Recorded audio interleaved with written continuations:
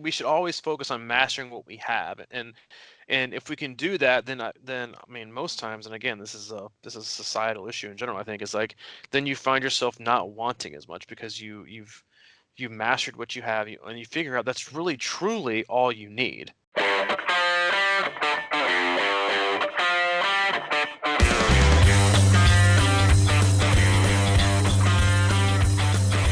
Podcast 337. I'm hoping so, man. You're hoping so. Disheveled. 337 sounds good to me. Disheveled? Oh yeah, you're what, back? You're back in Beloit, aren't you? I am. I'm back in Wisconsin for my father's funeral, and my sister's here, and the rest of the family, and her kids, and everybody's in the house. And That's your favorite. yep. That is your favorite. But no, welcome. 337. It's first time listening. We appreciate it. We cover all things triathlon, life, and really just endurance sports in general. The mindset, the training, how they intersect with our own lives. And then Mike and I do our best as coaches and athletes to kind of share our experiences and the things that we've been through and how we've seen success in ourselves. And obviously also the pitfalls that we've had in the past, and hopefully helped just have a good open conversation and dialogue, and have it in a way where you can absorb it, take away what you need from it, discard the rest, and hopefully apply it to your life and your training to hopefully allow yourself to have a happy, healthy, and sustainable career in whatever you're doing, whether it's just running, cycling, swimming, triathlon, whatever it is. We hope that you can take something positive away from our podcast, which often leads us in all kinds of directions. And that's how we like it, just to have an open conversation with no sponsors and no ads. And yeah, that's what we do as again, as both coaches and athletes, and sharing our experiences along with the athletes that we work with. So you're disheveled and you're in a house that with a ton of people. I am currently in Orlando at Disney World, or Disney, whatever they call it here, Disneyland, Disney World, same thing, for the Dopey Challenge with my wife and about 20 other of our athletes. And it is, hey, we're kid free. We are not disheveled. It is a different experience not having a 3-year-old toddler with you at Disney. I can tell you that. Oh, you're at the Dopey Challenge. I thought you were at Badwater for some reason. Listen, Wait. You're already taking shots at me, so let me go ahead and get this out of the way, because I know you're gonna take this shot at me later on the podcast. I would like to make an open omission. I've come clean to Mike here the last few days that I would like to admit openly on this podcast that I've become a hot tea guy, and I just want to get that out in the open. You're gonna say a Disney No. Con or whatever they call them people. I don't know when they call it a Disney Con. No, I've become a hot tea guy. Yeah, but just is that still holding true? You get it out of the way. I like it. You preemptively struck me on that one. That's how you get to be. I'm trying to be proactive, man, because I knew you were going to slide it in there some way. But yeah, this podcast is sponsored to you by Sleepy Time Tea and Earl Grey. But no, I don't know why. I've just kind of gravitated to it the last week. I mean, don't get me wrong. I'm having my first cup of Joe when I wake up. You're not totally clean. No. So I guess say that you're gonna hurt a lot of feelings. You know how when you stop drinking, a lot of your buddies would just go the other way. You know, I know. I think coffee drinkers. I can't say that I'm a hot tea guy, because that's kind of like, we all have those friends that say they're like vegetarian, but they're like, I'm mostly vegan, but I have chicken every once in a while. I'm like, yeah, that doesn't count. So it's like I'm kind of the same way. I like to have my first cup of coffee, but then I used to just drink it like this. I mean, and most of my athletes know it's like I would just drink it up until like noon. And I don't, for what reason, Allie bought some a couple weeks ago, and I was like, just try to make a little hot tea. And I've noticed that I can have my first cup in the morning to kind of help, as you would say, clear the system out. And then instead of going back and making another pot, I have just gone with tea, and I have noticed a little better energy level and a much, I would say, consistent digestive system. And so yeah, I think it's going well. I had some hot tea here yesterday. They got some hot tea options in the room, and yeah, I'm digging it, man. I'm not gonna lie, I'm digging it. But we had an early. This is gonna make you cringe. I had a early wake up call this morning at 3:15. We, like I said before, we'll get into the podcast here in a minute, but Mike, or not you, my wife and I are down here with a bunch of other athletes. I mean, it's kind of like a a sort of a team race this year, and we're down here for the Dopey Challengers. It's a 5K today, then a 10K tomorrow, then a half marathon on Saturday, and then the full marathon on Sunday, which is currently forecast to be high of 85, 90% humidity. So it's going to be awesome. But Wait, now they paid you to do this, or you're oh paying? yeah, we're raking it in on this. I mean, like we're just Oh, gonna okay, good, yeah. probably retire. Yeah, we paid for this. To get up at And 3. yeah, it's like, hey, how do you want to spend your first kid-free vacation? Let's go run a lot and have to get up at 3:15. But no, you had to be at like at the buses by 4 a.m. So we had a 3:15 wake-up call, which for the marathon, the race starts at I think you have to be there by like 5, or it starts at 5 because they're trying to clear you out of the parks, obviously, because they still want to make money. But yeah, our wake-up call was at like 3:15. And I thought Did they about start tech. hooking people off the course at like No, at 5 hours, dude? I And, don't know, man. those Listen, we get Snow White canes start I, coming out from around bushes. does Snow White even have a cane? I don't know. Listen, I'm not like a huge dress up Disney guy. Obviously, I didn't dress up this morning. My wife has like all her outfits picked out. I do have to tell you though, some quick like first take impressions of I always enjoy coming here for the reason that like I find Disney fascinating in that just their business model is just so intriguing. They have everything is like a well-oiled machine, It's and just similar to ours, really. yeah, very similar to ours, yeah, right.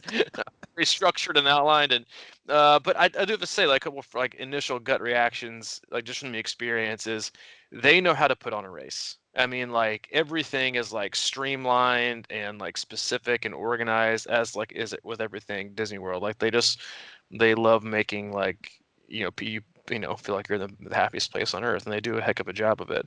Maybe But they one of should the buy Iron Man. yeah, yeah, that would be, well, wouldn't that be the thing? But what I always love about coming here, because you see so many different kinds of people, but running events especially, I always find it really interesting because there's so many more people that are allowed to participate. You go to a 70.3 or like a small local race where it might be like 400 or 500 people. 70.3s, there's like 2,000, 2,500, then some of the bigger Ironman races are up to 3,000, and so it's a lot of people, but it's not. And you come to a race of this size, and there's like 30,000 people. And it's just interesting, I think. And I think in any running race you do, I know some of the big rock and roll races or the Boston Marathon or even some of the bigger marathons have, people upwards from like 10,000 or more, is I really enjoy seeing like how different everyone is. Different shapes, different sizes, different experience levels, different goals. It's very cool. I mean, I think triathlon in general kind of gets a bad rap for being a quote unquote selfish sport and an elitist sport, because I don't believe it is. I think you run into those type of people no matter where you go. But I really enjoy um, the inclusiveness, I think, of how welcoming, and I don't think people aren't like verbally saying how welcoming, but everybody seems like very encouraging and supportive because there are just so many different speeds and different abilities, different goals, and again, like different ages. And like this race this morning, there were like kids there, and then there were people who were like 75 and 80. Then you have people guiding people that are blind and disabled. You have people in wheelchairs. I think it's very interesting, and I can see why so many people gravitate towards it as they kind of get into sport in general, because you can race against yourself in like a sea of anonymity almost, because you're not, for most people in a race that size, you're not racing in your age group. Like this morning's race, it wasn't even really timed. It was just you did it. And I just think it's a very interesting model, not really model, I guess, but just the environment itself and how open and inclusive it is to so many people to kind of get their feet wet. And in endurance sports, which again I think is one of the greatest things I think people can do for themselves mentally, physically, and emotionally, and what it can give back to you. So it's a lot of it's a lot of running, and it's going to be a couple long days and early wake ups. But like I said, I think always take away a lot of different things. I want to come to Disney and watch how they work on all the nuts and bolts here, and then obviously just the seeing people this morning, everybody's kind of happy. It's an interesting place, and running here is I think even more interesting with the people that are dressed up, and it's people are just happy. And I think we live in a world now where you can't really tell what people are. because everybody kind of walks around and they're on their phones and they're not really paying attention. They're more concerned with, their attention is elsewhere. And here it's like you can like generally like look around and see people like how they're feeling. Are they happy? Are they sad? And I like that kind of thing. Hmm. You tell me nobody's throwing tacks on the road or anything like that? With tax on the road, I mean, Disney owns their own roads. Oh, that's So true. And they clean them up like instantly. You probably can't even throw a good, goop man. pack out for I'm 5 seconds. telling you, it's kind of it's pretty awesome to watch. They own their own roads. They don't have to worry about getting permits. They know what to do. They do it. I think, yeah, it's interesting. But yeah, great. Wait, It's go ahead. no, I was gonna say, so whatever, 30,000 people, are they all doing that Dopey challenge, or are they just No, picking no, individual? not like some are doing 5K only, some are doing 10K only, some are doing 5K and 10K, some are doing the half only, some are doing the full only, some of them are doing the half and the full. I think there's a lot of different like options that you can have for Mm. people who come down to these races. The But yeah, hot tea guys are doing the Dopey challenge. dude, I'm telling you, listen, I mean, talk, and again, like if this is your first time listening, I promise we'll get into like something more structured in a minute. But dude, I'm telling you, I've been taking some steps. I started reading Ryan Holiday's book, "Stillness is the Key," that I got for Christmas. And I read this other article the other day, and that kind of like is what's kind of spurred on the topic that I have today for or once we actually get into it, which is how to keep your attention and how to stay focused during the winter, indoors on the bike. But anyway, that goes to attention. I'm getting that in a minute. But before It that, sounds like a riveting book, man. I know, right? It's like everyone wants to read that. The most downloaded podcast ever. It's the ways to keep your attention stuck inside, which, to be fair, you can. I mean, the way that they've done things now in the platforms and media driven and interactive entertainment things they've entertainment as we like to call it that they offer now, most people ride inside 90% of the time 90% of the time anyway, regardless of what time of year it is. So I guess Hmm. we can make it year round riding indoors and how to kind of keep entertained and focused. But I read this other article the other day about kind of taking your own attention back, and it was about how basically we wake up and the first thing we do is grab our phone and we no longer have our own attention, we have everyone else's attention. And so I removed Facebook from my phone 4 days ago. It's just kind of another way to like, if I want to get on it, I can get on it, but it has to be on my computer. And so I've kind of just tried to like disconnect a little bit more and more and kind of take more time to like think through things and be in the moment and be present. And that kind of again got me moving towards this direction of attention, which is a lot of people struggle this time of year with being stuck inside, and the how we've also molded ourselves as people and as humans, not just endurance athletes, but as humans in general, to we always have to be like mentally stimulated. And if we're not, then the first thing we do is we grab our pocket, we grab our hip, we grab our wherever your phone is, you grab it. It's like your gateway drug just to mental safetiness is like, oh, I'm going into my own thoughts right now. Where is it? Where's my phone? Facebook. Ah, whew, dogs and cats. I got it. Okay, all life is good.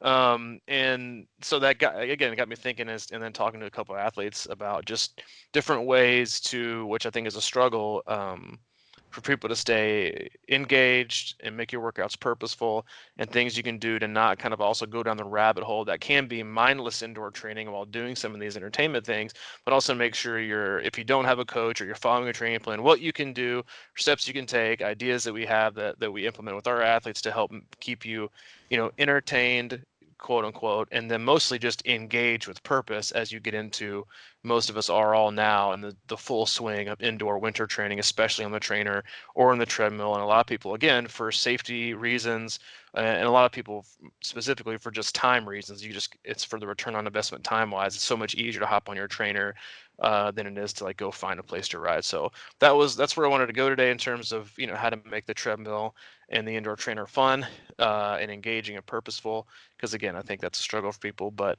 before we get into that, did you have any other shots you wanted to take at me for seemingly coming? Listen, it's coming from No, all directions, man. I bought a pair of pants the other day, and Allie was like, "You've officially bought dad pants." And I was like, "What do you mean these are dad pants? Like, what's the difference between dad pants and regular pants?" First of all, be glad that I bought pants because I haven't bought pants in forever. But apparently they're like dad pants, but whatever, man. are they Wranglers? Yeah, I got them on the Brett Favre special. I got the some Wranglers for like 90. No, then My I got boy's them. shopping at Farm and Fleet now. You know, they're like they're comfy. I don't know, dude. They're not dad pants. You're just giving Nah, me a hard like you she are. is. She's Hot. tough on that, man. She used to rip on my shorts all the time, my cargo shorts. I know. Listen, don't get us started on cargo shorts. We're still working on the C26 transition cargo short prototype. Those will be out, fall of 2023. But before we rock into mine, did you have any, burning desires you wanted to get off your chest before we get rolling today? No, but I think we should remind people that we were one of top 10 ways to not make your trainer boring. By That's you right. said. You said it's right. We That's were in right. an I did article forget as Crushing Iron podcast was one way to entertain yourself in this dark and gloomy winter. I did forget they said that. But yeah, we appreciate that. For all their, I think we're on some other list with one of my wife's like favorite TV shows, which is, I'm not sure a USAT thing is good or bad, but Golden Girls, yeah. So, but no, I don't. But I agree with you, and I'm leaning that way too. Of course, I have a perfect situation in a lot of ways as for training because the outdoor riding. But I get it. I get it. People, it's just so muddy out there, even when it's nice. I don't really enjoy. It's so hard to enjoy riding anymore. It seems like when I was, you're growing up. It's just I think there's just so many more cars and so many more people driving and distracted. it's the I had, people that are driving that scare me. I mean, like yeah. you know this. I mean, we had an athlete just 4 or 5 days ago who was in Hilton Head. She was like, text me, she, yeah, had a car accident, was hit by a car, Hmm. broken, leg and dislocated shoulder, and it's like, it is. I don't think I don't think we should be scared to ride outside because I hate pushing that narrative because I think a lot of people do, and I think even a lot of companies do that as kind of a scare tactic. Like you should be scared, you should be afraid of riding on the road. I don't think that's true. I think you need to be a little more vigilant and a little more proactive and making sure you have lights on your bike, making sure you have reflective gear, making sure you're riding with a group, or you're making sure you're not riding on like roads that are highly trafficked at busy times of day with no shoulder. Like there's all things you can do. And again, like you live in Nashville, and I don't live there anymore, obviously, but when I was there, like I would never understand why people would ride anywhere else but the two places that we rode. That you've got arguably like one of the best places to like go. You can get to the lab, which is this abandoned airfield. It's about 1.2 miles around. There are no cars, no traffic. There is the occasional, millennial hippie wedding photo shoot with drones and dogs that you have to like, navigate your way through. But other than that, it's about as safe as it gets. And it's what, like a mile from your house, even? Hmm. Yeah, Yeah. 1 mile Yeah, 1 mile. And then also through the if you want to, Greenway, really. right, yeah, I mean, you can go through the Greenway. It's like a half mile probably to the Greenway, or just at a mile. Or you could drive, 20, 25 minutes away, 30, which is, a haul to get to the Natchez Trace Parkway, which if you're not familiar with it, it is a 440, I think a little over miles of what is basically a federal designated bike path with perfectly paved roads, no stoplights, no stop signs, no turns for as far as the eye can see. With water. I mean, so it's the safest, perfect place to ride. Oh, And did you see it's in Mississippi. They're putting I think they're putting rumble strips in now. Mississippi would do something like that. There's a Are you big serious? article about that. I actually went in there and signed the petition against it. I said, "You guys are panicking, man. You're going the opposite direction of society. They're doing, society's trying to create more opportunities for bikes." Man, and speaking of, in my neighborhood, they have put so many bike lanes now, and they are like the craziest things I've ever seen. I don't. It's like now the bikes stay near the curb, and people park further in the street, and then there's all these Mm-hmm. weird jotting moves, and I guess that's probably like a common thing that started in Portland or something. But That's always Oregon. I just Um, like it's almost I mean it in a weird way. It's like as a driver too. I'm looking at that going, I don't even really know where I'm supposed to be half the time with these lanes now. So well, you're it's you're it's also it's in Nashville where it's like overpopulated in general for what they actually have the room for. well for sure. Yeah. But yeah, so I mean, like again, like we're not.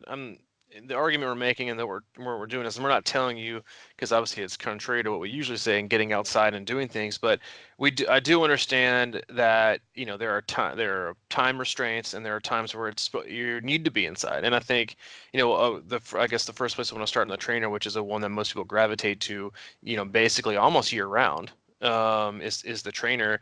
And then I'll touch on some things you can do for the treadmill. But the trainer, now you have so many opportunities with trainer roads, Zwift, Ruve. Like there are multiple different kind of entertainment platforms you can use to plug into to ride virtually with other people or virtually in races. And again, while I think that participating in or getting on Zwift and being in kind of these virtual worlds, while I think they have a specific place, I do think that obviously if you're hopping on a trainer, then you need to have a purpose ready, because there is nothing more not mind numbing than hopping on the trainer with no purpose, or just really not knowing what to do. And if you don't have specific workouts, if you don't have, a method behind your madness, the trainer itself is going to make you basically want to wait to watch water boil. It's going to be that much more exciting. So you have Zwift, which is obviously a virtual platform. You can also race. You can ride with people. The only, if you're going to participate on there, the only thing I have to say about that can be a negative, I find it insanely boring when I do it. It's just not my thing. But I find it good for people who want to do hard climbing, because it'll quote unquote simulate climbing for you in terms of having different routes, different things. But it also has like a million races now. Like people, like I honestly think virtual racing is going to become like a sport of its own. People can like quote unquote race from like the comfort of their own den. And but the biggest thing though, and I've seen this with a lot of athletes who work with, is that the trap that you fall into if you don't have good restraint and you aren't putting yourself with your training in a method or in a process and being and keeping the integrity of that plan, is that more people now are just hopping on basically like race after race after race and just absolutely obliterating themselves, and they are going hard 24/7. And well, there's nothing wrong with going hard on the trainer, but there is if that's all you're going to do. And it is a problem, and it will become a problem if you hop on the trainer and you're supposed to go in there for a recovery ride or a zone 2 ride, and then every single day you find yourself commenting, hey, I've just kind of caved into peer pressure and I saw there was a race and I got caught up in a group and I just went for it. And so again, I think doing things like Zwift is a positive. I think it can entertain and engage people in a different way. But the downfall, or the one of the pitfalls you have from concentrating on that or being uber competitive or getting swept up in the moment, is that you can, again, it's the same thing as guys that go out and ride with the group, or run with the group. If you don't have the ability to show restraint, if you don't have the ability to know your pace and know your goal and stick to it and adhere to the training plan, then you're always going to find yourself, running with the faster guy, biking with, I didn't want to get drops, I just went for it, and I smashed myself today. And not being able to separate yourself from ego in the moment to what I'm supposed to be training for in the long term will continue to catch up with you, because what you'll do is you'll end up sacrificing the next 2 or 3 days and the integrity of the plan and how things are supposed to be laid out. So that's one of the pitfalls. Other than that, if it's something that keeps you, motivated to get on, then go for it. I know you can upload workouts and sync them to create the resistance, but, do it, but do it with a dose of, chipped away ego to adhere to your plan. If you don't subscribe to a platform like Zwift or a program like Trainer Road specifically, they're the two most popular ones that have like structured workouts you can do, either with Power Meter or even without. Trainer Road's a more one where you can just kind of put a structured workout in and it'll do the graph for you. If you don't have those, I'm a huge fan of just putting on Netflix and doing your intervals. And I've talked about this before, is like even if I'm doing intervals, I won't watch Swift. I'll just put on Netflix, put on my earphones, and for the warm up and the cool down, I'll watch some mindless show on Netflix. And then when it's time to do intervals, I just hit pause, or I just stop and close my laptop. You can obviously watch YouTube videos, triathlon videos, whatever you want to do. But during the intervals, I think it's always best to just kind of zone out and do your thing and kind of get into whatever mindset you have to do to focus exactly on what you're supposed to do. Because I can tell you as a coach, I've read so many Training Peaks comments alone that have been like, totally got distracted here. I was actually just kind of perusing on Facebook. Because again, like we can hop on a trainer, we can quote unquote participate and do a workout. But if you're not paying attention, and or having something to engage you, then you might do it and you might complete it, but you might not get the expected stimulus or adaptation out of it that you want, because you're not present, you're distracted. It's kind of the same thing as paying attention when you're running or when you're riding with the group and you fall back. It's just because wasn't because you didn't have the fitness or you didn't have the ability. It's just because you kind of like went off in la la land. I think there's a lot said to stay engaged. So that's something I'm gonna do. I'll let you hop in here before I go into a couple of the fun things that I do when I don't have the opportunity to watch anything, or just some things you can do that are fun to mix things up on your trainer. Mm. Before we move on, I'm taking notes here. How do you spell Zwift again? I misspelled that last time. It's just it's ZWIFT, Zwift. And if Wait, I it's a Z? it is a Z, and Jesus. if I recall correctly, one of your and you've I think you've spoken about this on the podcast before. One of your most memorable training rides or workouts in general was I think it was over a holiday. I can't remember which one it was, where you decided to not go out and party with the guys. I think you were training for your first Ironman Wisconsin when you first started working together, like 6 or 7 years. Yep. And I think instead of going July out 4th. July 4th, instead of going out and partying with the guys and whoever else and drinking all day, I think from what I recall, you rode like 2 hours on the trainer in your garage without even watching anything. Am I just like totally like legendarying this like whole story? No, that's exactly what it was. Okay. At least 2 hours probably, but it was, yeah, I was in my garage with the garage door open, dead of summer in Nashville, and the only entertainment I had was looking at my above ground pool. Right. Like I said, waiting for water to boil. Like that's about as Yeah, exciting that's as it kind of is. what it That's never was. gonna boil.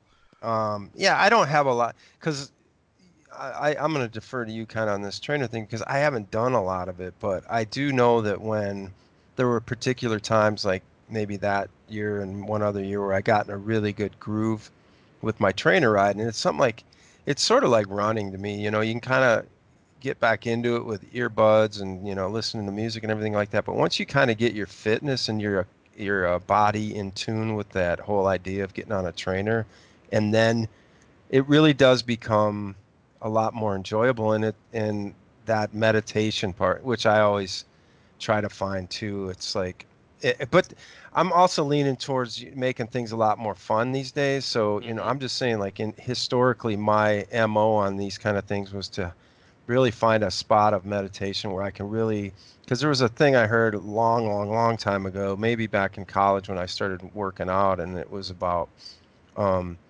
even music or whatever it might be, stuff like that, really does sort of subconsciously take your focus off of maybe working the muscle groups and things like that.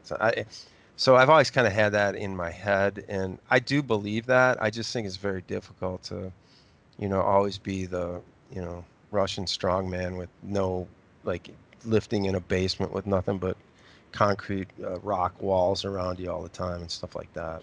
No, I 100% agree. I think there's a time and place for that kind of meditative focus, but as we've talked about so much, like we talk about mental and emotional stress is still stress, and no matter what, life stress takes that. It's the same thing as training stress.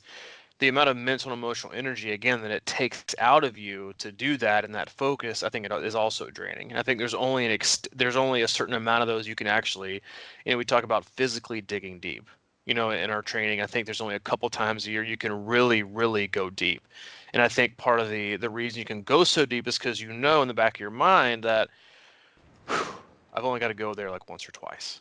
And so I can do it this time. But if you do it repetitively, you're always going to kind of do it with tension or kind of with the reins, a little bit tightened because you're like, I can't do it all this time because either I remember how bad it hurt just last week, or I I gotta save it up because next time I have to do it again here in like 2 weeks. So I think the same thing goes with something like that. Is there have been times where I've hopped on the treadmill for like 45, 50 minutes in a hotel with nothing, no music, no nothing, nothing to stare at. One of the things I do, I'll share one of these quick tips on the treadmill is that if I ever find myself in like a hotel with like they say they've got TV in there and you're like it's got one channel and it's like most of it's like fuzz, and you can have music, it's fine obviously, but if nothing to watch, watch. You're just kind of staring at a blank hotel wall. And, every hotel treadmill is super slow, and the air conditioner in there is always broken. It's always like 95 degrees.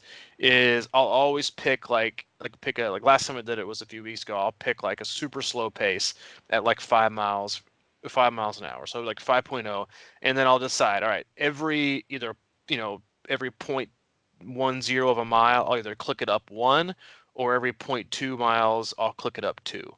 And that helps me. It helps the time go by fast because you're only looking for like, you're only having to wait 0.2 or 0.1 before you actually do something. So it kind of splits things up in intervals, and then I'll kind of set my mind. All right, what do I need to work my way up to? So like last minute, I worked my way up from like 5 all the way to 7, and that's when I kind of started what I would consider that day was like my main set, and then I would just go like 7 minutes. Or I would go from 7.0, which is 8:34s, and then I would jump up to like 8.5s, which I think is around 7-minute miles on a treadmill, and I just toggled back and forth right there for a minute, and then after that was over, I just cooled down again, back from 7 down to 5. I think I got like 15 minutes in, but I was always doing something, so I was always engaged. My mind was always kind of paying attention to the next point one, the next point two, or the next minute, and really, obviously, getting on the treadmill alone and just like, all right, I have to run for 45 minutes straight is just mind-numbingly like painful.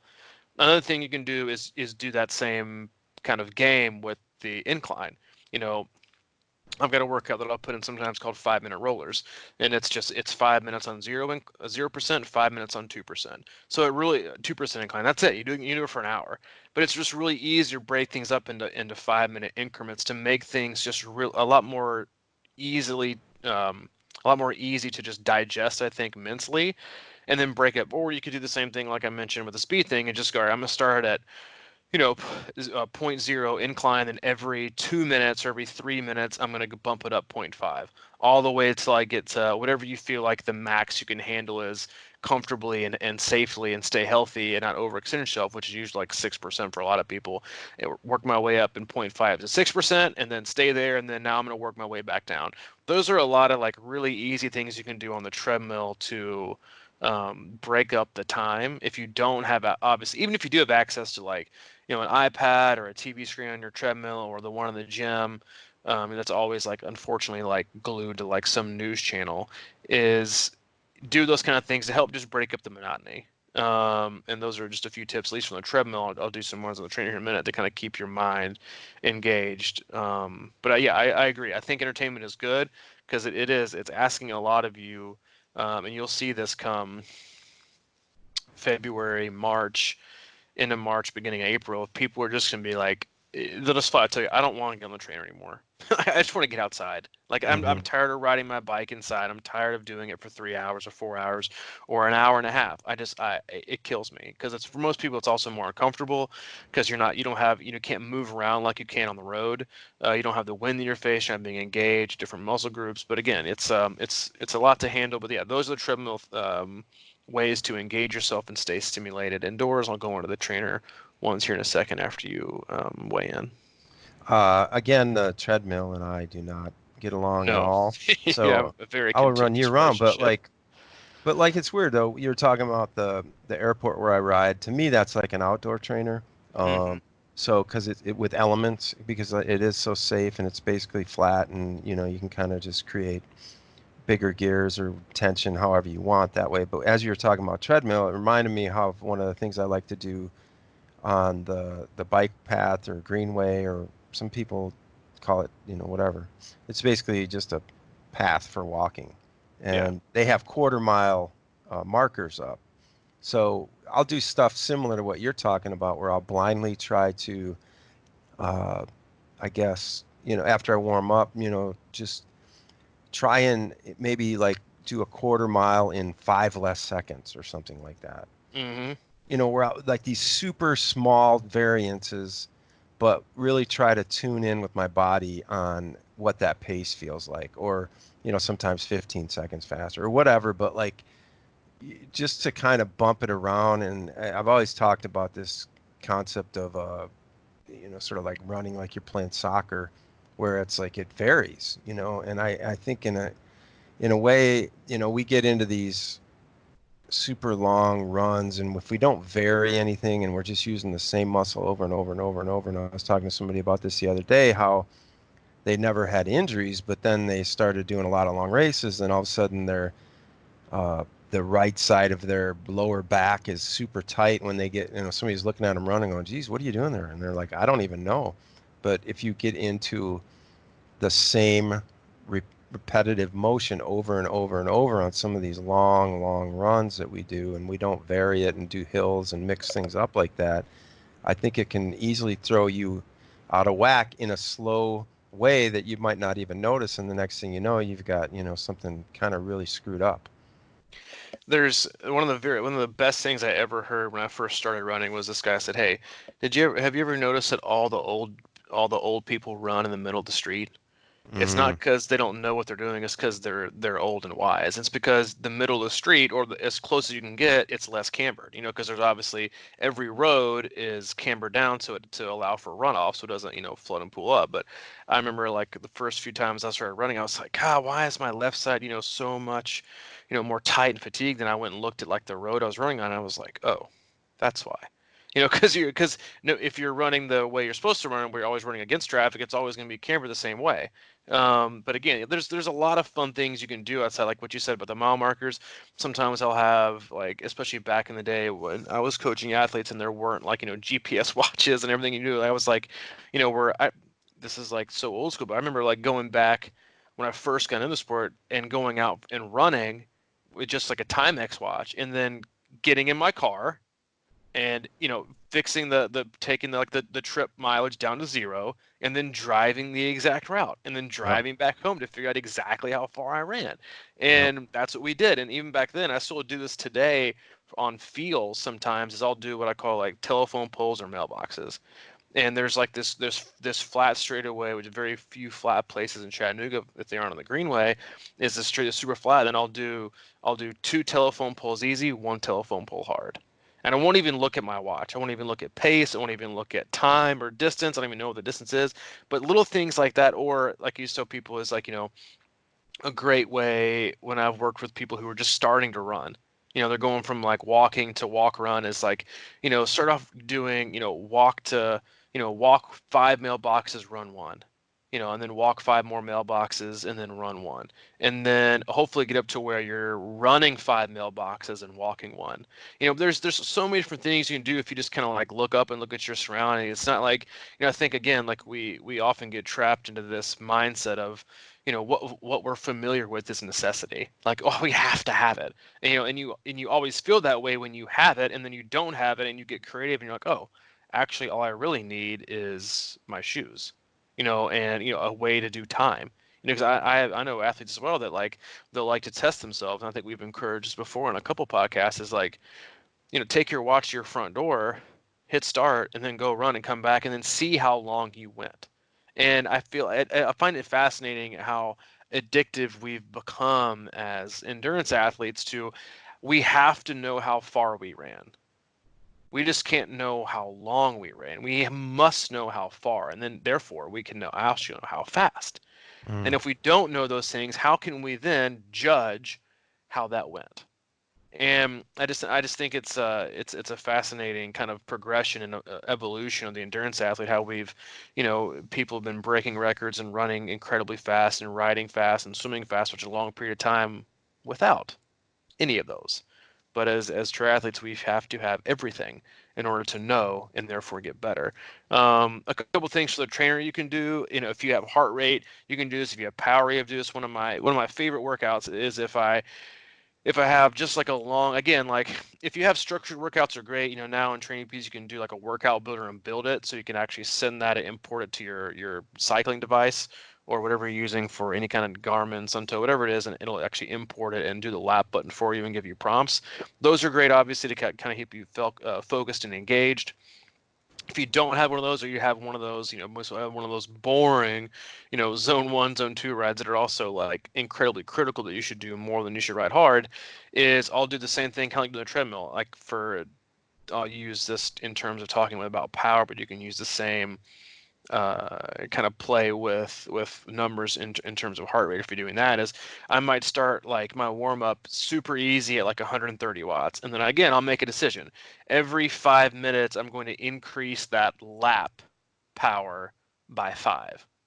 And especially if it's something long, like 2 hours, 3 hours, is I'll start like, so like every 5 minutes I go from 130 to 135, 135 to 140, 140 to 145, 145 to 150, and then I'll go all the way up until I feel like I can't go up anymore.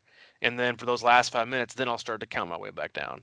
And there's always so little things. And then another one of my favorites is, and this goes for if you like to watch any kind of like football or basketball game, because there's like a ton of college basketball now. There's a little bit of football left for the year. Is to just do what I call commercial sprints, and that's basically like if you're watching like a ball game and you can turn it on to start with, and you got a long 3 hour ride, 2 hour ride. It's ride super easy, zone one, zone two when things are in action, or same thing go for a movie on the TV. Like people don't watch movies anymore if they have commercials, but if you're watching a movie on TV, same goes for that. Is take it zone one, zone two for the actual show or the actual game, and then the commercial breaks, just hammer it. And I've also found that's a really easy way to get into not just a great workout, but to really, really focus and get a good structured session in. And it's because it's like a minute and a half, 2 minutes, unless you like. I remember doing it before when I first started doing it. I'm like, wait a minute, what kind of TV timeout is this? I Yeah. guess I'm like expecting like the minute break or the minute and a half. I'm like, dude, been going for like 4 minutes, and then you get one of those like super sad like dog commercials with Sarah McLachlan or whoever it is like singing the song, and it ends up being like a 6.5 minute commercial break, and now you're spent for the whole entire ride.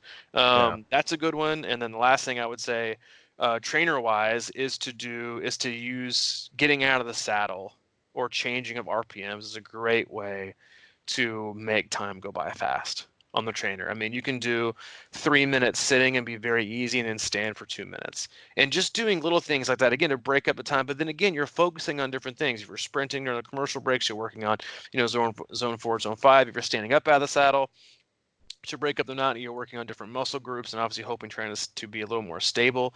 And then obviously you're throwing a lot of power at a lower gear. There's just a lot of things you can get creative, and don't just become addicted to having just one thing. I guess that's the one of the main points I want to get across when it comes to training year round or training and being stuck, quote unquote, stuck inside, is don't become so dependent. Like a lot of athletes have become totally dependent on having their ERG mode on their smart trainer. And if it's not working, they literally can't work out. They don't know how to function. Like the more options you can give, the more opportunities you now have. So don't ever get so stuck into a groove or so stuck into a mindset to where I can't run outside, I must run on the treadmill.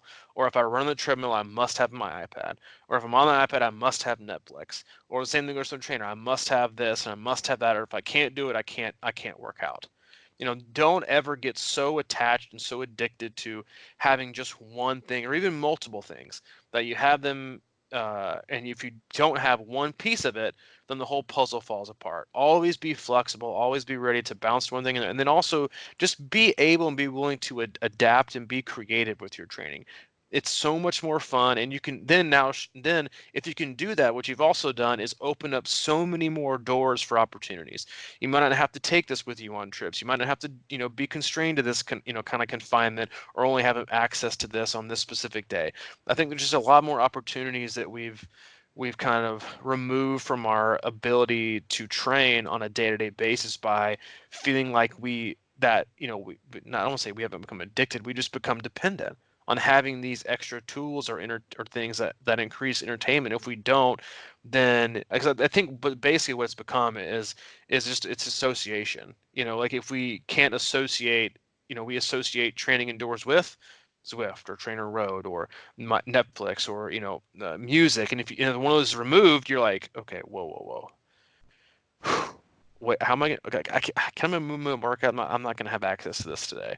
Instead of just doing it, so I think it's very important because race day is one big experiment in flexibility, because something's always going to go wrong, and you got to be flexible. And so I think just when it comes to training inside and how it can become so monotonous and so dependent, and you can associate it with so many different things, it's great to be flexible, or even sometimes even if you don't have an opportunity where something is not available, remove it on your own and just get creative and spice things up a little bit and have fun with it, and don't just be married again to the same thing over and over and over and over again. Because listen, everything is exciting until it's not, and then when it becomes not, then you're in a huge rut. And that's just one thing again with training inside that I think is something we can always kind of be proactive about if we want to. Mhm.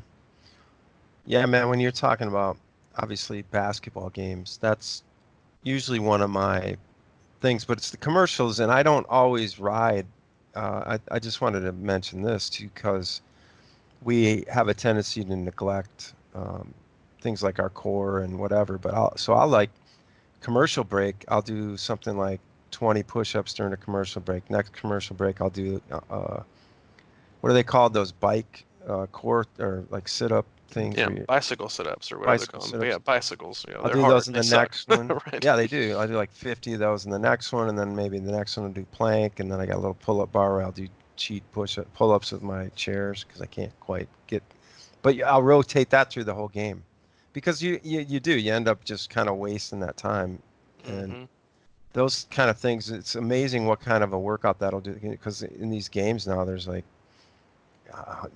25 commercial, 30. I don't know. There's a lot of time to just, and I don't go like balls to the walls necessarily, but like 20 push-ups here, rotate it around, and I get a really nice workout during those games. And I can't really even watch a game anymore without doing something like that. And either that or riding the trainer. I've been actually a couple times lately. I have, because I'm trying to get the bike thing going. Yeah, I know it's your thing, man. I remember reading, this is like forever ago, and I'm obviously not a huge like Minnesota Vikings fan, but I remember reading like in a Men's Health magazine, I don't know, like forever ago, like 15 years ago, that like this Vikings running back, like how he Christian got, Walk. yes, how he, University of Georgia, how he got so jacked was he just did push-ups. He didn't like touch away, he just did push-ups all the time, and he did it, and he started doing it by exactly what you just said, getting off his couch in a commercial break and doing push-ups or doing sit-ups, whatever. And that was the way that he did things. And again, I think we we've become so, again, just we associate one thing with another, like as now it's like I have to, I have to have this, and that's one of the my least favorite parts about the sport of triathlon, and why I feel like we could do so many other things to open it up to so many different people in different markets, and just different um, financial areas, is that we just it breeds this culture of you have to fit in, or you have to compete, or you have to feel like one, and that's just not the case. And that's like one of the first things athletes might ask if I start working with them is like, hey, so what do you require? I require you use what you have. I don't require you to buy anything. Like, that's not a requirement. We have to buy enough stuff or feel like we have to buy enough stuff already. You need to learn how to first, and again, triathletes are like the kings and queens of this, is I refuse to maximize what I have already. I just need to buy more. Like, first and foremost, buy and maximize and master what you own before you feel the need to want and get something else. Because now all you're doing is adding one more cog in the wheel to get the whole machine to work. Because if you can't get the other five to already work and sync to work for you, why is one always going to make it better? Oftentimes it's just not. I mean, there have been times where I have had athletes ship me their Garmin device, ship it to me to my house, and told them that I'll hold on to it and I'll give it back once you've finally wrapped your brain around and like become unaddicted to staring at your watch and what it tells you. Learn your body. So again, I think I ship it back, but and I cover shipping. But I think there's I'll make that clear. Um, there's so many things we should always focus on mastering what we have, and if we can do that, then I mean, most times, and again, this is a societal issue in general, I think, is like then you find yourself not wanting as much because you've mastered what you have, and you figure out that's really truly all you need. Because a lot of times we choose to fill the gaps in what we can't or won't do with purchases. Oh, I can't do this. It's usually I won't or haven't done this, so I must get this to fix this. To kind of, I can't fix this puzzle for some reason, or I haven't taken the time. I don't have the time constraints, or I don't have the focus or the patience to make this puzzle fit. I can't do it by myself. I'm just gonna go to the store and feel like I can buy one that's already put together. And so you not only are you just kind of cheating yourself from an opportunity of getting better and maximizing your potential, you're also just kind of missing out on opportunity for growth.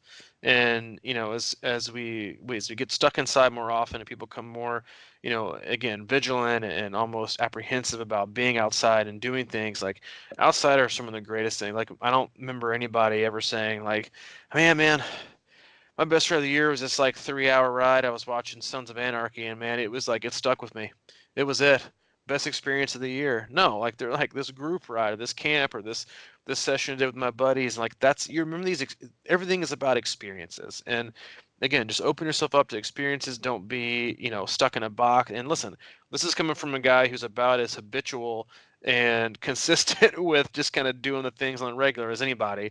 Having a kid has definitely changed that in a lot of ways, but just be able to be flexible and be creative and be patient and get things done.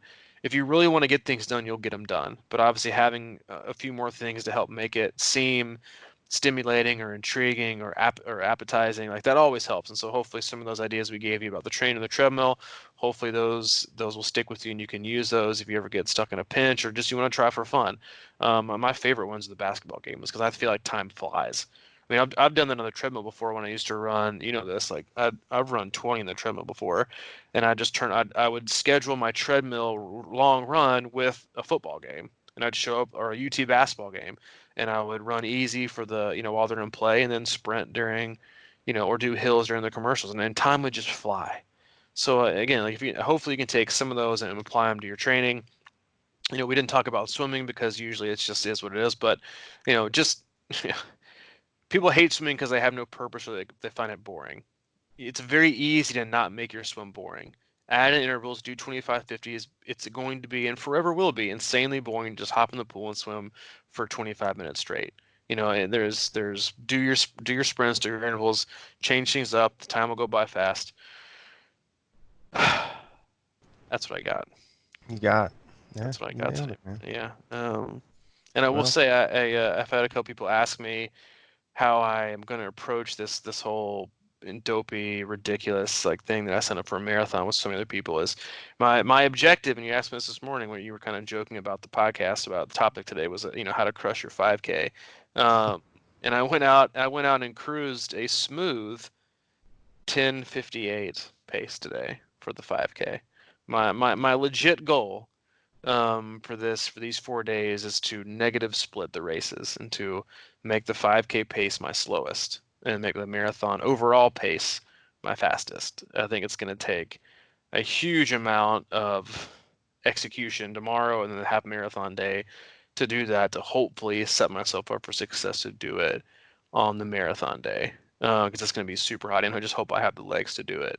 But I feel like that's the best case scenario for what the 4 days are going to bring, because it's also like so much walking around. I think already today we've walked more than we ran this morning, just walking around everywhere and seeing things. And that's what I'm gonna do. I'm gonna try and negative split the events. I think it's gonna be difficult. I'm definitely not going to PR any of them, but I enjoy, and we talk about this a lot, is I enjoy like goals that are strictly execution based because like nothing else really can interfere with that except for me in my decision making and practicing patience. And I mean, it fits in as well with some other things I'm going to do this year run wise, but I think I always find, and again, like that's how you can approach workouts. I find challenges like that exciting and engaging because again it makes you pay attention to everything and you have to start out with again like because people so struggle with pacing still on everything is that it's like do you want to run the 5K hard and start to dig a hole even like if it's a shallow grave or make the last half of that marathon just pure pain, which is going to be in like 85-degree heat with like high humidity, or do I want to at least like give myself a puncher's chance, to run the whole thing? And it's a lot of mileage and a lot of days, and that's my current goal. I will hopefully succeed. I'll keep you guys posted as this next podcast will be as have finished it. But yeah, I did. I wrapped up I think my 5K time this morning was a 33 and change or whatever it is with that pace. But yeah, I'm gonna try and be patient with it all and execute to the best of my ability. Yeah, it was a 35:11 for 3.2 at a 10:58 split with a very friendly floor to elevation gain of 16 feet. which is like what I get out of the driveway in Chattanooga. But that has its own. It was kind of funny because you're running through in the dark through Epcot this morning, and they have people like yelling at you, warning you that there's a speed bump coming. Well, it's like they're kind of disguised like they're speed humps rather. But I was like, it's very reminiscent of like the second or third loop, whatever, of the Ironman run. It's dark and every speed bump feels like a mountain. And you got people running and walking, and it's definitely an interesting experience. But that's where I'm at. And hey, again, I hope you appreciate it and got something useful out of today's podcast. And thanks for listening and always for the feedback. You've got me very intrigued about the Dopey challenge. Oh, man. I'll take you here one day. I might be like, hey man, we're gonna do a camp down in Florida. It's gonna be a little outside of Orlando in Clearmont, kind of like the one we have down here in April. And then I'm gonna kind of surprise you with like a room inside like the Magic Kingdom, like the Cinderella suite or something, and see if I can't turn you. Yeah,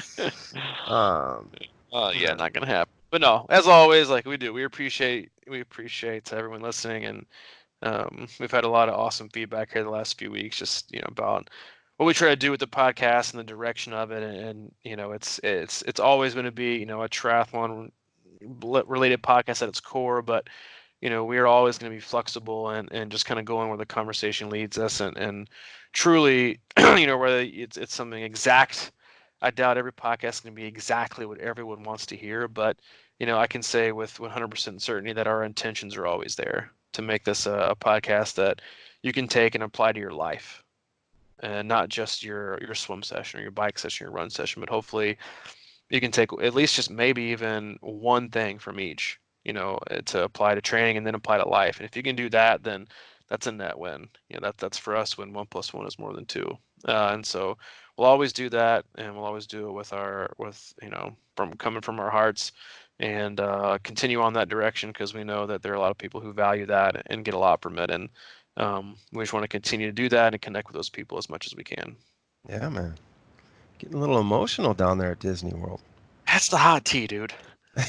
It's like you're all yogi on me. This is. I'm telling you, I think I need to do some research. I'm not sure if hot tea, I don't know, like spikes your estrogen level or something, but I mean, it's just been a little emotional, man. I mean, it's like, I've been like walking around, and we're not here with Hayden. I'm like, oh man, like, oh, Hayden would be, isn't that cute, like those little kids and doing this, and look in there. It's a fascinating place because everybody is generally happy, which I think is just like really cool. But then I'm like, man, I wish Hayden was here. And then I see like a total epic like Disney kid melt, and I'm like, oh my god, this is so great. Not having to parent. I think he needed a break from us, just like we needed a break from him. But we love him. Hayden, if you listen to this when you're 16, it was the break we needed. Yeah, no. Again, appreciate everyone listening. If you haven't, go on, check it out. If you haven't, go back. We have a new website. Everything you need to know about what we do, what we offer, and what our community is about is at C26triathlon.com. Go there, check things out. And if you have any questions, comments, concerns, feedback, whatever it is, you can reach out to Mike directly, crushingiron@gmail.com, or you can always email me directly as well, c26coach@gmail.com. All right, man. Well, good luck tomorrow on that 10K. Thanks, dude. Be thinking about you. All right, man. I'll be watching. I'll be tracking you. I hope not. All right, see you, dude. All right, see you.